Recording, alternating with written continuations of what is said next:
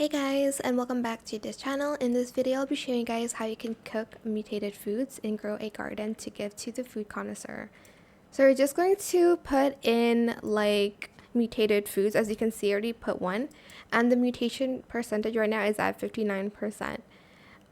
Also, it doesn't have to be like a specific recipe, so I'm just going to again submit plant. It went up to 86%. And then I'm gonna add more. Let's see. Most of these are Winstruck, which is annoying. Let's do the Aurora one. Can I talk? Hello. And then let's add one more.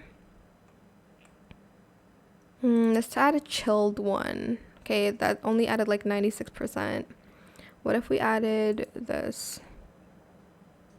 Okay, that's good enough. So it practically has to be around above like 90. Sometimes it works and it's mutated, sometimes it doesn't. Once you're done, you're just going to get it and you're going to grab it and give it to the rat.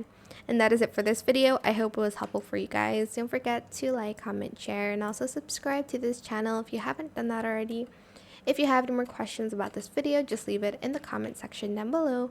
I will try my best to answer them all for you guys. And if you found this video helpful, please click the thanks button as well. That is it. Thank you so much for watching. Bye.